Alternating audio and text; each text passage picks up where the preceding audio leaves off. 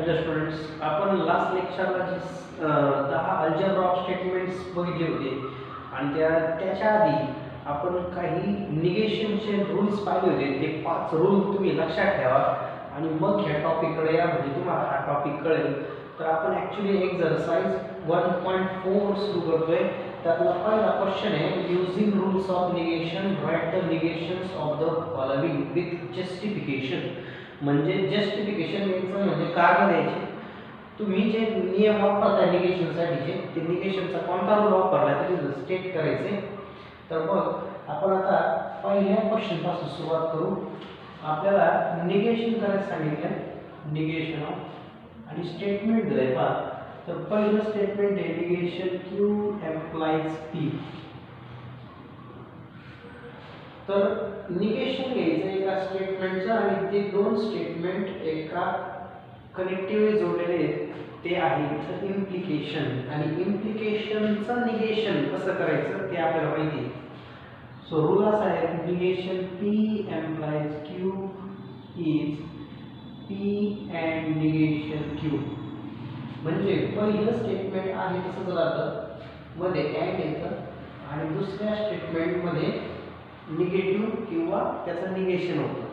मग पहिलं स्टेटमेंट आहे तसंच राहील, मध्ये अँड येईल, अँड, आणि पुढच्या स्टेटमेंटला निगेटिव्ह करावं लागेल. म्हणजे तर पुढचं स्टेटमेंट आहे P, ते होईल निगेटिव्ह.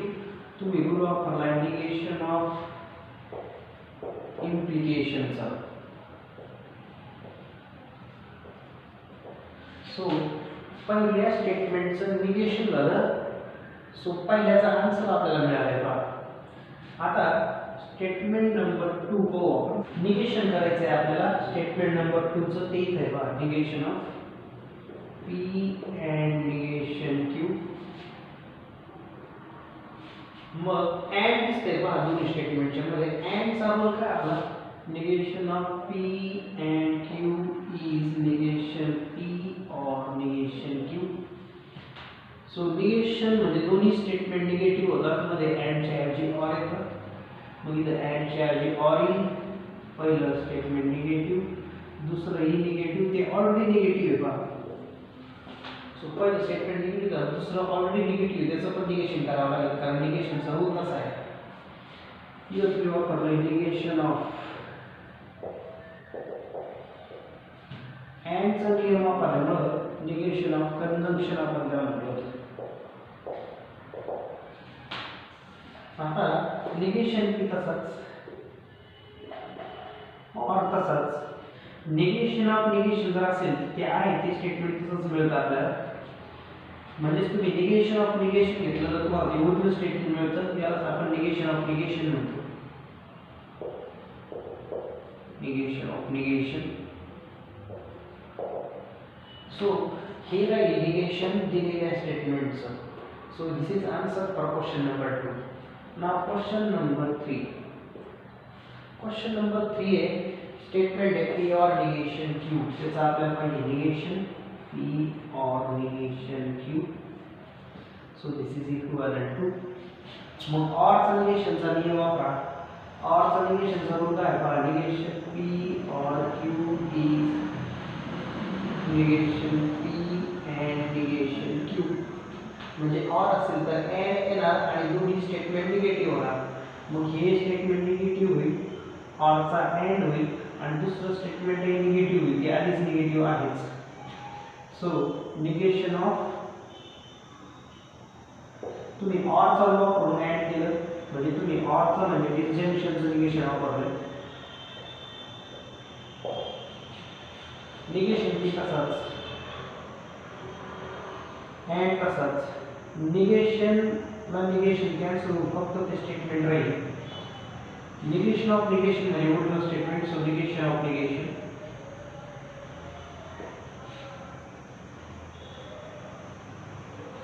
सो तिसऱ्या स्टेटमेंटचंही निगेशन आपल्याला मिळालंय. क्वेश्चन नंबर 4 चं स्टेटमेंट काय बघा, आपल्याला घ्यायचं negation P or negation Q and R तसाच. So negation. आता ब्रॅकेट मध्ये परत एक ब्रॅकेट दिसतोय आणि एक स्टेटमेंट आहे R. ह्या दोघांचं अँड आहे आणि त्याचं निगेशन आहे. मग अँडचा निगेशनचा रूल वापरा. सो काय होतं, दोन्ही स्टेटमेंट निगेटिव्ह होतात म्हणजे हा ब्रॅकेट निगेटिव्ह होईल. ह्या अँडचा ऑर होतो आणि त्याच्या पुढचं स्टेटमेंट निगेटिव्ह होतं. सो अँडचा ऑर करून दोन्ही स्टेटमेंट निगेटिव्ह केले, हे झालं निगेशन ऑफ कंजंक्शन.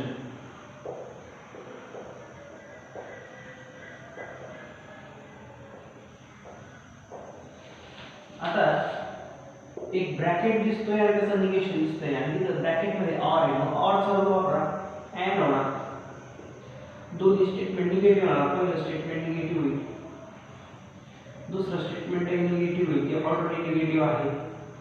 पुढचा ऑर निगेशन आर तसाच. तुम्ही ऑरचा अँड केलं म्हणजे निगेशन ऑफ डिसजंक्शन वापरलं. So negation of disjunction.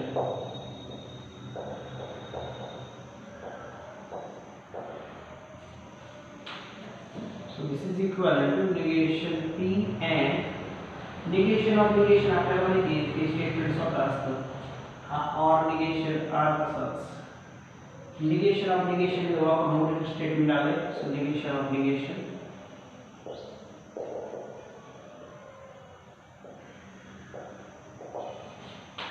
So here is negation दिलेल्या स्टेटमेंटचा क्वेश्चन नंबर 4 आपण कंप्लीट केला. आता क्वेश्चन नंबर 5 आहे पहा. क्वेश्चन नंबर 5 चा स्टेटमेंट आहे negation of P implies P or negation Q. This is equivalent to. So negation of implication आधी वापरू, ब्रॅकेटचं निगेशन नंतर घेऊ आपण. negation of implication. implication चा रूल आहे पहिलं स्टेटमेंट तसंच दुसऱ्या मध्ये अँड येतो का, पुढचं स्टेटमेंट निगेटिव्ह होतं म्हणजे हा ब्रॅकेट निगेटिव्ह होईल. इम्प्लिकेशनचं निगेशन वापरलं. So negation of implication.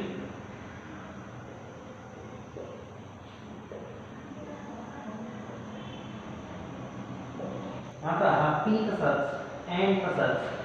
Negation दिसतंय पहा या ब्रॅकेटचं, त्या ब्रॅकेटमध्ये ऑर आहे. मग ऑरचा रूल दोन्ही मध्ये अँड येणार, दोन्ही निगेटिव्ह होणार म्हणजे पहिलं स्टेटमेंट निगेटिव्ह होईल. ऑरचं अँड झालं, ह्या स्टेटमेंटला निगेटिव्ह करावं लागेल, ते ऑलरेडी निगेटिव्ह आहे. आणि मग आपण रूल वापरला ऑरचा अँड केला म्हणजे ऑरचा रूल म्हणजे negation of disjunction. Rule negation of disjunction. आणि मग आता final answer P and bracket मधला निगेशन पी तसाच अँड तसाच, निगेशन ओरिजिनल स्टेटमेंट क्यू आणि मग हे राहील final answer.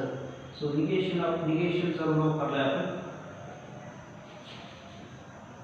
So negation of negation. So negation of negation is the statement itself. So this is question number 5. Statement number 6 काय आहे बघा, त्याचं निगेशन घ्यायचं आहे आपल्याला.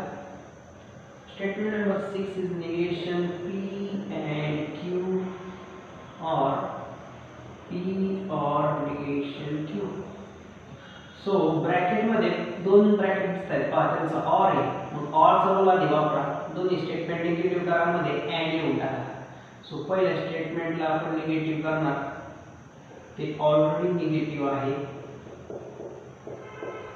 मध्ये ऑरचा अँड होईल, दुसऱ्या स्टेटमेंटला आपण निगेटिव्ह करणार आणि ऑरचा अँड केलं म्हणजे ऑरचा रूल वापरला.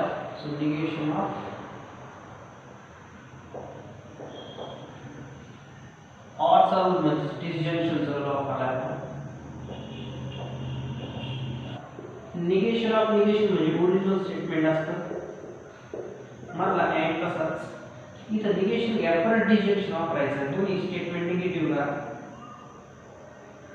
मध्ये ऑरचा अँड होईल, या स्टेटमेंटला निगेटिव्ह करण्यासाठी ते ऑलरेडी निगेटिव्ह आहे, डबल निगेशन दिसेल तुम्हाला. So this is equivalent to P and Q तसाच. सो ऑरचा अँड करायचा रूल ऑलरेडी दोनदा वापरला, आपण एकदा रिझन दिलंय म्हणून डबल रिझन दिला नाही. अँड निगेशन पी तसाच अँड तसाच. निगेशन ऑफ निगेशन हे स्टेटमेंट स्वतः असतं, निगेशन ऑफ निगेशन यूज केलं. सो निगेशन ऑफ निगेशन आणि मग हे राहील निगेशन दिलेल्या स्टेटमेंटचं. क्वेश्चन नंबर 6 कंप्लीट झाला आहे. क्वेश्चन नंबर 7 चं स्टेटमेंट काय आहे? क्वेश्चन नंबर 7 स्टेटमेंटचं आपल्याला निगेशन करायचं. स्टेटमेंट आहे P or negation Q implies P and negation Q. दोन ब्रॅकेटचं इम्प्लिकेशन आहे आणि त्याचं आपल्याला निगेशन घ्यायचं आहे. रूल आहे पहिलं स्टेटमेंट तसंच दुसऱ्या स्टेटमेंटचा निगेशन. सो पहिलं statement P or negation Q तसंच राहील आणि दुसऱ्या स्टेटमेंटचं मध्ये अँड येतोय पहा, पुढे निगेशन येते. पुढचं स्टेटमेंट आहे P and negation Q. इम्प्लिकेशनचा निगेशनचा रूल वापरला. Negation of implication. So this is equivalent to पहिलं स्टेटमेंट आहे तसंच दुसऱ्या स्टेटमेंटचं मात्र निगेशन घ्यायचं. विथ अँड दिसतोय, अँडचा निगेशनचा रूल वापरा. दोन्ही स्टेटमेंट निगेटिव्ह करा. पहिलं स्टेटमेंट तसंच त्याचं निगेशन ॲक्च्युली दुसऱ्या स्टेटमेंटचंही निगेशन होणार आहे, पण मध्ये ऑरचा होतो अँड. सो ऑरचा अँड होतोय, अँडचा ऑर होतोय आणि अँडचा ऑर झालाय म्हणजे ॲक्च्युली निगेशन ऑफ कन्व्हेन्शन जर पुणे वापरला. Negation of convention, negation of convention. आता पहिला ब्रॅकेट तसंच P or negation Q and negation Q पण तसंच or negation of negation is the original statement. So negation of negation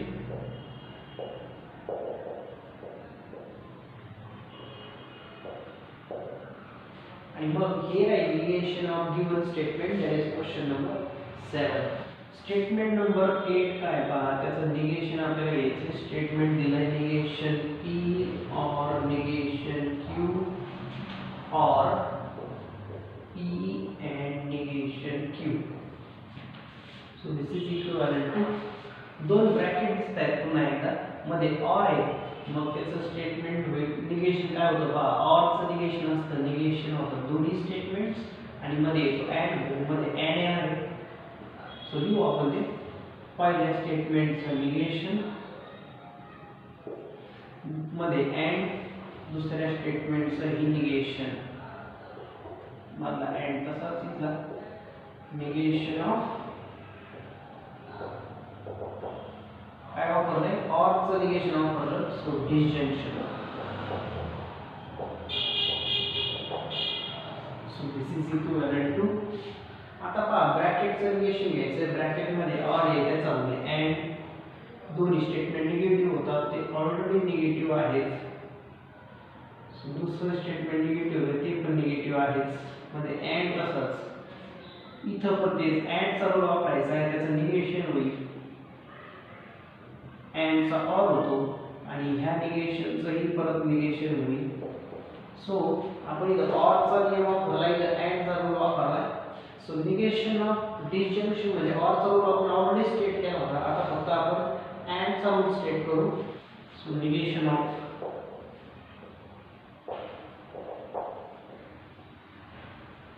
conjunction. Next step, negation of negation, original statement and इथं इथेच original statement and negation P तसंच or negation of negation original statement. म्हणजे झालं काय पहा, आपल्याला मिळालं negation of given statement. आपण negation of negation सर्व वापरलाय लास्ट स्टेपला. So negation of negation.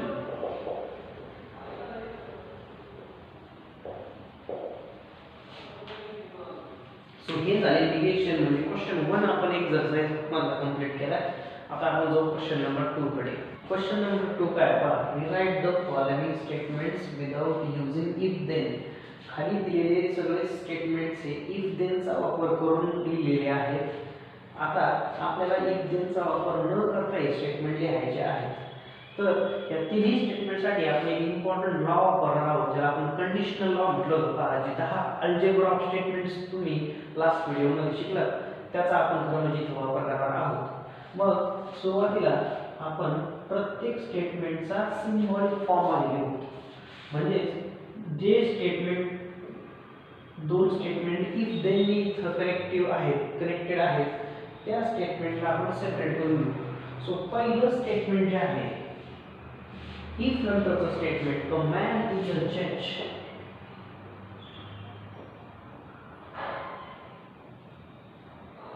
आणि देन नंतरचं दुसरं स्टेटमेंट आहे ही is honest.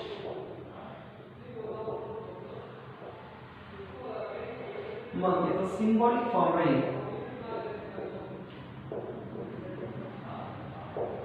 P implies Q आणि आपल्याला एक फॉर्म्युला माहिती आहे त्याला आपण कंडिशनल लॉ म्हटलं होतं. वी हॅव कंडिशनल लॉ की P implies Q हा निगेशन P और Q बरोबर इक्विव्हॅलेंट असतो.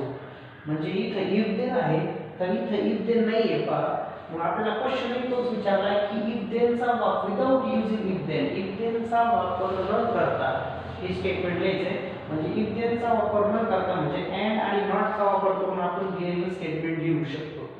सो निगेशन P म्हणजे पहिलं वाक्य निगेटिव्ह करा that is a man is not a जज. मध्ये ऑर आहे पहा ऑर दुसरं स्टेटमेंट आहे तसंच or he is honest. So if देनचा यूज न करता विदाउट युजिंग इफ देन दिलेलं स्टेटमेंट ह्या पद्धतीने लिहिता येईल. ह्याच पद्धतीने आपण आता दुसरं आणि तिसरं स्टेटमेंट पाहणार आहोत. सो दुसऱ्या स्टेटमेंटचं काय होईल पहा. इफ नंतरचं सेंटेन्स राहील T. So 2 is a rational number.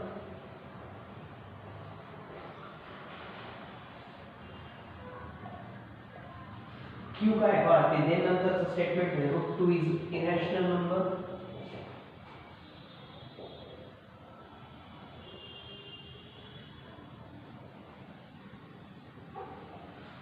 आणि मग सिम्बॉलिक फॉर्म दिलेल्या स्टेटमेंटचा आहे P implies Q म्हणजे इफ देन दोन स्टेटमेंट जोडले आणि आपल्याला इक्विव्हॅलन्स माहिती आहे की P implies Q हे इक्विव्हॅलन्स रिलेशन आहे निगेशन P और Q बरोबर.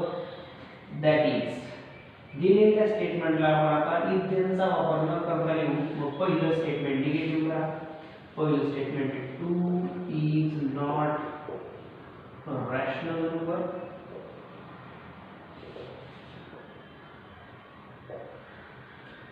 मध्ये और आहे पहा. सो और दुसरं स्टेटमेंट आहे तसंच लिहिणार √2 is irrational number.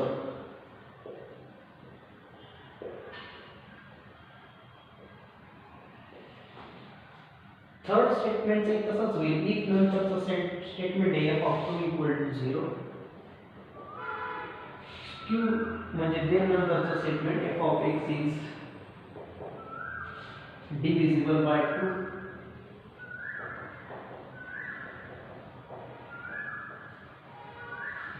Sorry x minus 2. मग सिम्बॉलिक फॉर्म तोच राहील कारण इफ देन इज ते स्टेटमेंट जोडलेले आहे आणि मग इक्विव्हॅलन्स रिलेशन वापरून निगेशन P म्हणजे पहिल्या स्टेटमेंटला निगेटिव्ह करा. इक्वल टू 0 ला नॉट इक्वल टू 0 केलं म्हणजे ते काय होईल निगेटिव्ह होईल. मधला और तसाच Q लिहून टाका. Q हे f of x is divisible by 2.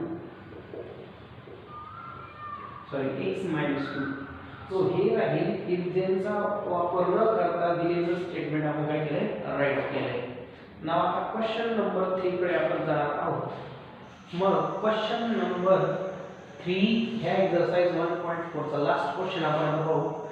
Without using truth table prove that काही लॉजिकल इक्विव्हॅलन्स आपल्याला दिले. 4 लॉजिकल इक्विव्हॅलन्स दिले आहेत ते आपल्याला ट्रुथ टेबलचा यूज न करता प्रूव्ह करायचे आहेत.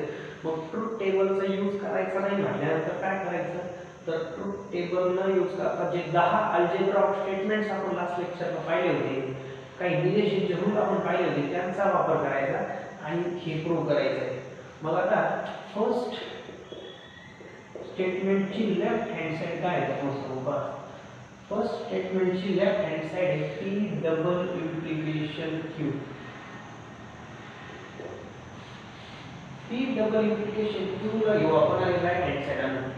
मग पहिलं P डबल इम्प्लिकेशन Q हे निगेशन P और Q and negation Q or P आहे बाय कंडिशनल लॉस नुसार.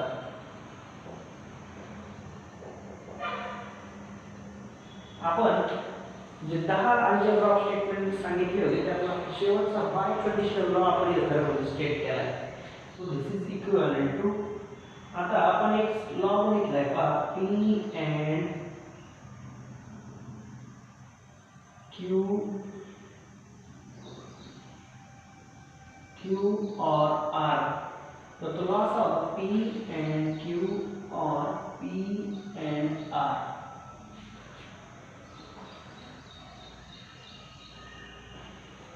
याला आपण डिस्ट्रीब्युटिव्ह लॉ म्हटलं होतं, तो लॉ वापरू आपण. इथला जो P आहे तो म्हणजे आपला ब्रॅकेट असेल मधला अँड तसाच आणि Q आणि R हे दोन स्टेटमेंट असतील.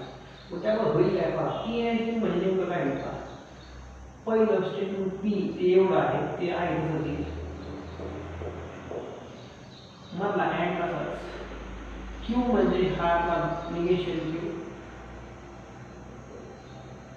मध्ये ऑर तसाच आणि पुन्हा P म्हणजे पुन्हा हा पहिला ब्रॅकेट येईल. So negation P on Q मध्ये अँड येईल पुन्हा एकदा आणि R म्हणजे हे शेवटचं स्टेटमेंट म्हणजे हा पूर्ण P राहील. सो तुम्ही डिस्ट्रीब्युटिव्ह लॉ वापरलाय, distributive law. So this is equivalent to, आता ह्या ब्रॅकेट मध्ये पुन्हा एकदा बाहेर ऑर आणि आतमध्ये बाहेर अँड आणि आतमध्ये ऑर दिसतोय, तर सेम लॉ पुन्हा एकदा आपल्याला ह्या ब्रॅकेट मध्ये अप्लाय करते. म्हणजे या दोन्ही स्टेटमेंटचा अँड आधी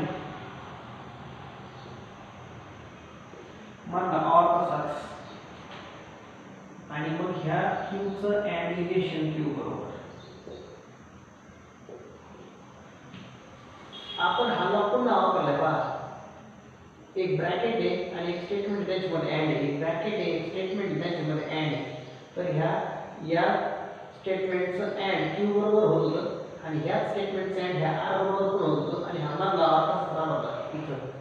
तर मग तसाच हा मधला ऑर मध्ये राहिला आणि ह्या बाहेरच्या स्टेटमेंटचं अँड त्या स्टेटमेंट बरोबर झालं, बाहेरच्या स्टेटमेंटचं अँड ह्या स्टेटमेंट बरोबर झालं, ते आपण लिहिलं. और इथेही त्याच पद्धतीने होईल, बाहेरच्या स्टेटमेंटचा अँड म्हणजे कन्व्हर्शन आतल्या स्टेटमेंटच्या डिसजंक्शन बरोबर असल्यामुळं पुन्हा एकदा डिस्ट्रीब्युटिव्ह लॉ वापरता येईल. काय होईल, पुन्हा एकदा निगेशन P चं अँड P बरोबर राहील, मधला ऑर तसाच आणि ह्या Q चं अँड P बरोबर राहील. So Q and P. So important step आहे, समजून घ्या. डिस्ट्रीब्युटिव्ह लॉ आपण वापरलाय, फक्त काय झालं की हे जे दोन ब्रॅकेट आपले आले तर जो अँड P हा हे जे स्टेटमेंट होतं हे इकडच्या बाजूने इकडे लिहिलेलं आहे आणि मग लॉ अप्लाय झालेला आहे. So this is equivalent to negation P and negation Q चा ब्रॅकेट तसाच.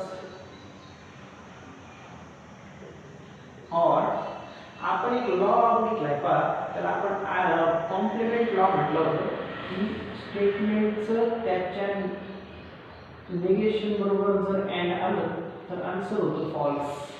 तेच झालं पहा, एक स्टेटमेंट आहे Q, त्याचं निगेशन आहे आणि मध्ये अँड आहे तर त्याचं आन्सर झालं फॉल्स.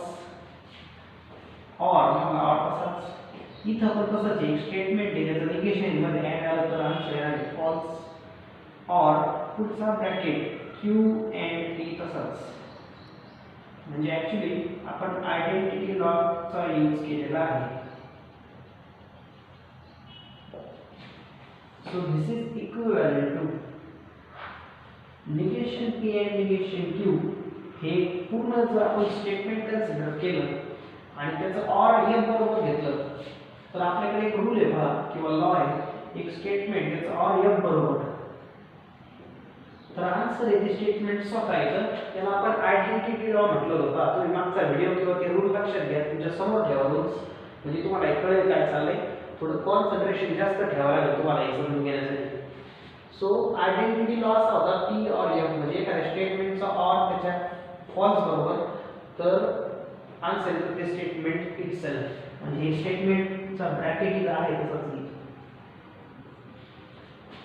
और इथं पण तेच होईल एखाद्या स्टेटमेंटचा ऑर एम बरोबर ते स्टेटमेंट स्वतः येतं क्यू एंड पी म्हणजे आपण इथं वापरला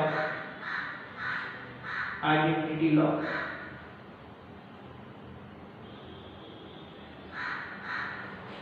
आणि आता फायनल आन्सर काय राहील बा आपल्याला राईट हँड साइड काय पाहिजे त्यानुसार आपण जाऊ क्यू एंड पी ला पी एंड क्यू घेऊ आपण आणि तो ब्रॅकेट आधी घेऊ करून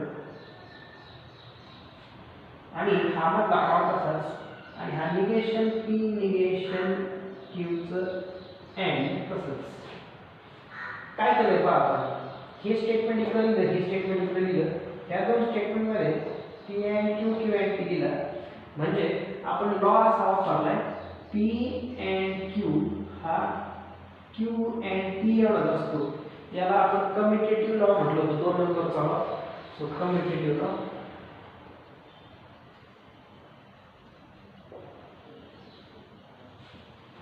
आणि म्हणून आपल्याला आता राईट हँड साइड मिळाली so this is the right hand side so right hand side this होती पहा P and Q or negation P and negation Q. Question number 2 ची left hand side काय आहे पहा Question number 2 ची left hand side आहे P or Q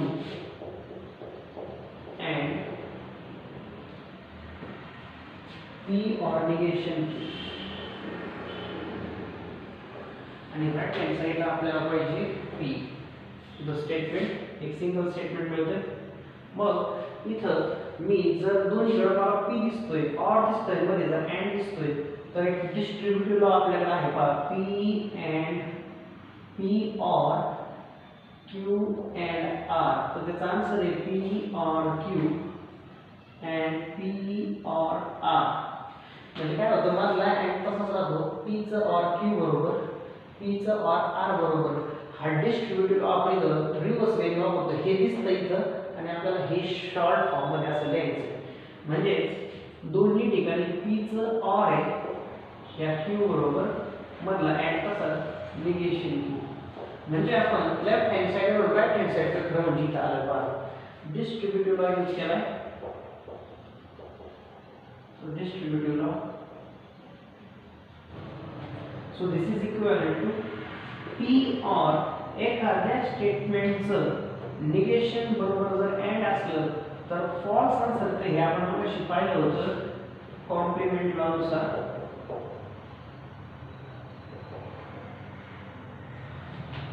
and this is equivalent to एखाद्या स्टेटमेंटचं और त्याच्या फॉल्स बरोबर आहे ते स्टेटमेंट स्वतः असतं हे आपण आयडेंटिटी लॉ मध्ये सांगितलेलं आहे बघा सो सगळ्यात इम्पॉर्टंट काय आहे की तुम्ही आधी ते 10 लॉज तुम्हाला माहितच पाहिजे म्हणजे तुम्हाला हे सगळ्या स्टेप इझिली कळतील सो ते लॉ आधी चांगले करा आपण आता क्वेश्चन नंबर 3 कडे जाऊ लेफ्ट हँड साइड बघू क्वेश्चन नंबर 3 ची सो क्वेश्चन नंबर 3 ची लेफ्ट हँड साइड इथे लिहिली आहे बघा तीन स्टेटमेंट्स जर ब्रॅकेट मध्ये आपण कन्सिडर केले आणि त्या तीनांचं और आहे तर तीन स्टेटमेंटचं और असलेला असोसिएटिव्ह लॉ आपल्याकडे आहे तर असोसिएटिव्ह लॉ नुसार तुम्ही कोणत्याही दोघांना ब्रॅकेट मध्ये घेऊ शकता आता मी असे दोन ब्रॅकेट घ्या की ज्यांच्यामध्ये एखादं स्टेटमेंट कॉमन दिसते असे घेणार पहा तर मला पहिल्या दोन ब्रॅकेट मध्ये मला Q कॉमन दिसतोय म्हणून मी या दोघांना एका ब्रॅकेट मध्ये घेतलं तिसरा ब्रॅकेट आहे तसाच ठेवला याला आपण असोसिएटिव्ह लॉ म्हणतो so associative law so this is equivalent to आता हा ऍक्च्युअली डिस्ट्रीब्युटिव्ह लॉ आहे पहा डिस्ट्रीब्युटिव्ह लॉ चा लेफ्ट हँड साइड आपल्याला आहे राईट हँड साइड आपण आता मिळवणार कशी मिळवणार Q पहा तर Q चं अँड आहे पहा दोन्ही ठिकाणी सो Q चं अँड आहे आणि P चं और निगेशन P बरोबर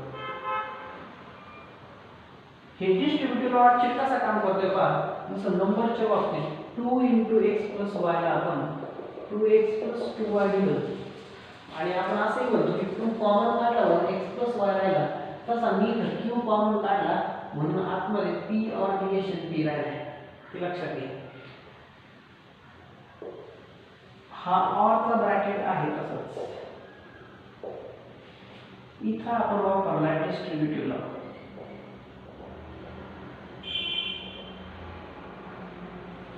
so this is equivalent to, आपण कॉम्प्लिमेंट लॉ पाहिलाय का? कॉम्प्लिमेंट लॉ असा आहे ते स्टेटमेंट त्याचं निगेशन आणि मध्ये जर ऑर असेल तर आन्सर ट्रू येतं, अँड पुढचा क्यू तसाच, ऑर हा ब्रॅकेट आहे तसाच. सो आपण पी ऑर निगेशन पी हे ट्रू असतं, हा कॉम्प्लिमेंट लॉ वापरला. Complement law. So this is equivalent to, एखाद्या स्टेटमेंटचं अँड जर ट्रू बरोबर घेतलं तर ते स्टेटमेंट स्वतः येतं. असा आपल्याकडे एक लॉ आहे, त्याला आपण म्हणतो आयडेंटिटी लॉ.